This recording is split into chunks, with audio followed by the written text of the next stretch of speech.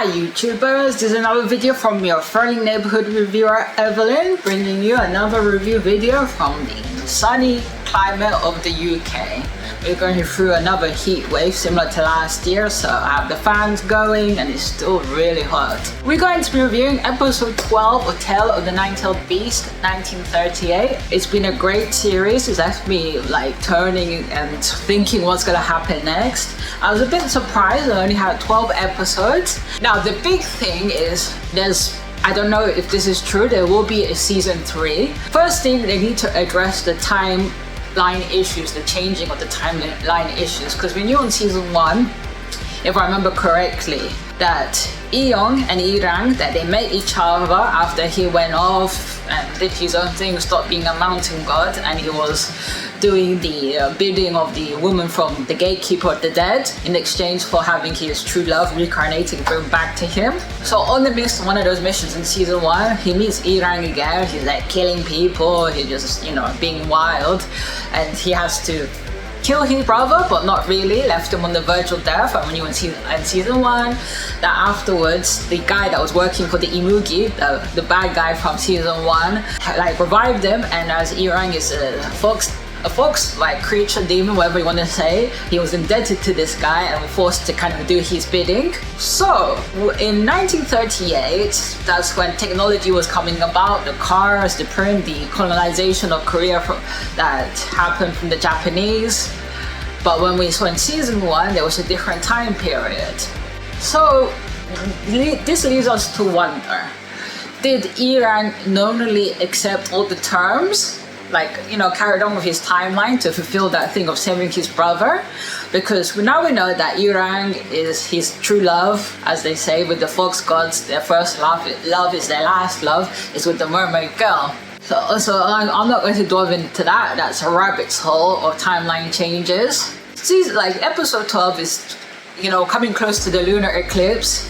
Irang had to go with the heartbreaking realization that he needs to say goodbye to his brother, and on top of that, on episode 11, his mermaid fiancé gets kidnapped, and he's there obviously distraught. Because it's a bit funny in the series that they kind of portray Irang's love with the mermaid girl as, you know, the epic 90s love, like something happens to me, happens to you, or happened to me, like my heart will break apart. So, you know, the melodrama there are sweet, but of course the melodrama.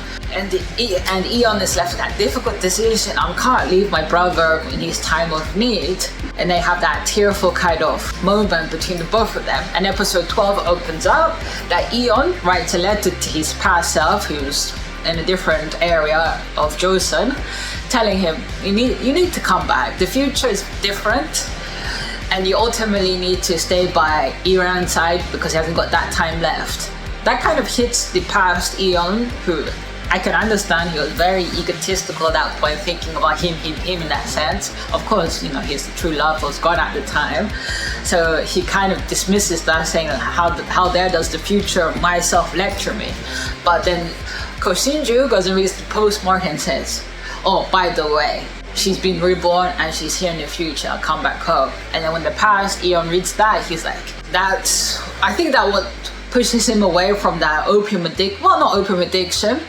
So that pushes him to come back home, because the letter that the future Eon tells his past self is, come back home, don't waste time, kind of giving himself the advice. Is that, you know, that classic thing, if I could go back in time and talk to my past self, what would I say?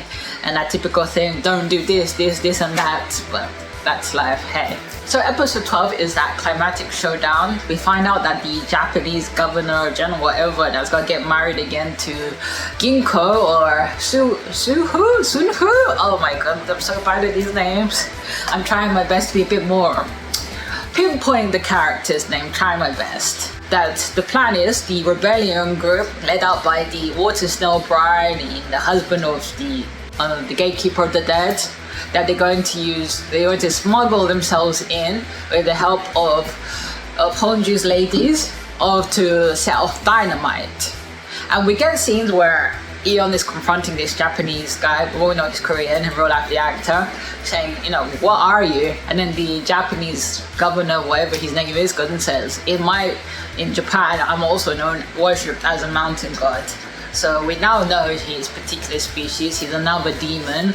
And the plan gets like this, that they're gonna search for the hostages because the mermaid lady and Honju's right-hand man of Yeonsu, they're not dead because, oh thank god, I was shocked on episode 11 that it looked like they both had died. But unfortunately they were captured, held hostage, because of course the Japanese army guy says, let's do a trade. Give me the treasures and I'll give you the hostages, which of course that doesn't happen. So they end up finding the mermaid girl and Yeonsu, Irang and there was Irang and Irang's right-hand man in the gang. They go and find them, but we end up at an interesting point.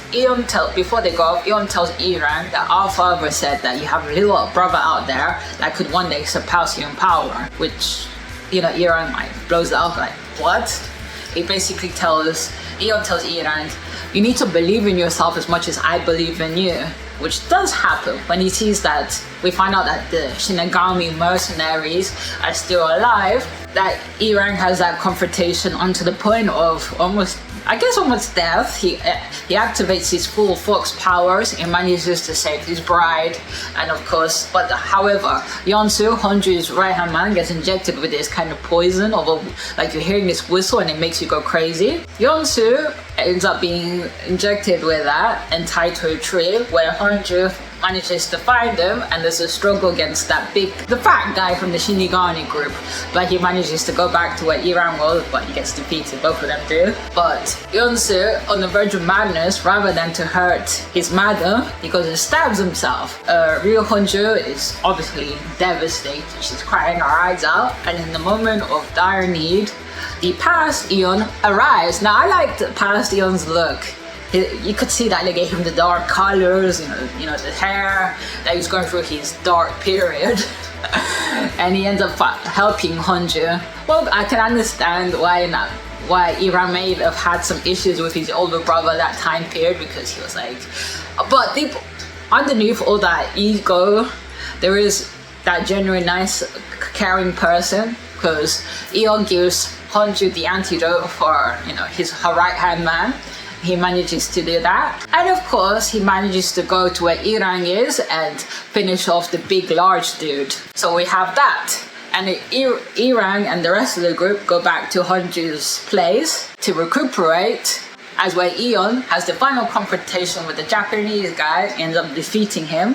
And there's the other point that I didn't mention. Muyong, the one that got resurrected, he was tricked that apparently what will seal the way was the first mountain god, and he came out as the disguise of Muyong's brother. That's to my understanding. Whoever's seen episode 12, do clarify if I've misunderstood some plot points. And the first mountain god goes to the gatekeeper's place, and he ends up taking her 1,000-mile eyes, or one eye, because when Honju goes to her, she ends up finding that one eye is missing. Now, did the eye go black, or was it taken out? The special effects a little bit good. To get to the point, everybody's defeated, but they don't mention the timeline changes. And the other one of Kosinju's, you know, future wife with the same face, they don't explain like what happens to her, because in season 1, for our understanding, Irang went and found this particular girl. Can't remember in the original series her name. I think Kim Yuri, I think it was her name, that he went and found her and put the animal, because end of the day, Eon, Irang, like all these, you know, mythical gods or whatever, their human body is not meant to be their real body. Like they're actually animals, but in the manifestation of looking at as a human. So therefore, Irang probably found this particular, you know, supernatural animal and he said, oh, I want to put you into her body, and that's how they came together. That was my understanding. So for season 3, I hope either there's a timeline change to make things to be understood, or if not, I'm gonna be left even more confused than when I first saw season 1 and when we saw the ending of that. Because the beginning of season 2 explained like all these plot holes, but then again created more plot holes. So okay, everybody's defeated, blah blah blah. Kosinju goes with Eon back to the place, got in the nick of time because Eon's injured as well. Nick of time to gatekeeper's place of Tao Lipa, or they call her the old woman, the Almoni, and he goes through that. But before he goes, he's like, I want to say goodbye to Irang, and they only have like 3 minutes left, because in episode 12 it was like a countdown. It's all had 9 hours until this, then 5, then 3 hours, and you're left as a viewer going, oh my god, are they going to make it, or Eon gonna stay in that time? And there's all the time paradox. You can't have the past and the future self in the same era. That it's difficult. You're talking about time travel, you points of reference back to the future, travelers, and on the butterfly effect. It gets a little bit, gray areas of what to believe. So in the nick of time, Irang manages to run over to the place, himself injured, and they have a tearful goodbye. Now that I could see the emotions there, the emotions that Irang said, I'll be okay, what your fears of me being alone, you'll be fine. I managed to defeat them without your help. And, Eon, he has his goodbyes. It was a really tear-jerking scene, all that emotion between both actors. And he ends up going through the door with Ko Si-jun. So we get an epilogue through Ryu Hunju's point of view. So the past Eon, he's staying with his brother, but we have a role reversal. That we had that funny scene where Eon's telling for 13 times to the mermaid and his brother about their lineage and all of that, and Irang's like, you've told us like 13 times already, quit it. And Eon was about to smoke again from his pipe, which I assume has opium in it, and Irang takes it from him and says, stop smoking everything.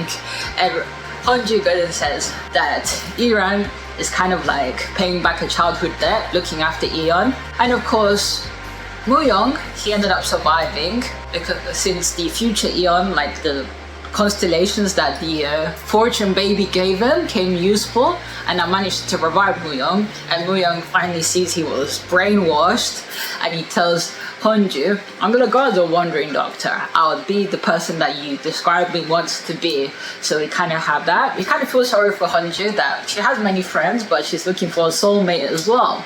My two candidates are Mu-young, obviously, and her right-hand man. Both of them immortal, so leave her feelings aside, because Ryu Hunju, we know that she has an owl, her animal is an owl, so it's not like a fox where the first person they fell in love with, like the connection that's forever together until death.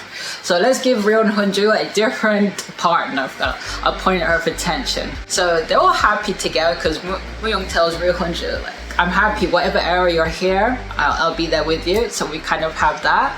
And then we get to the end, 2023. Why did it? I swear they could have filmed at least maybe 15 minutes where we get from the future Eon's point of view what has changed.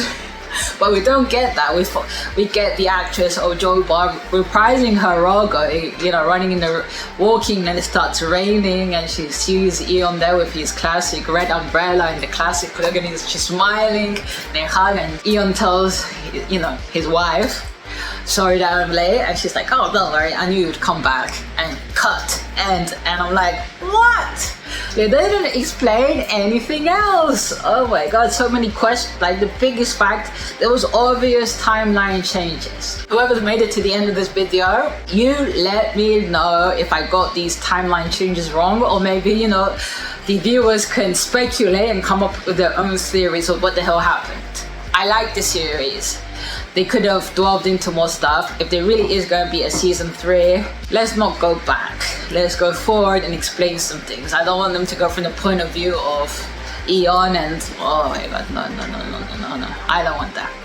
Anyway, as I leave you always, stay safe and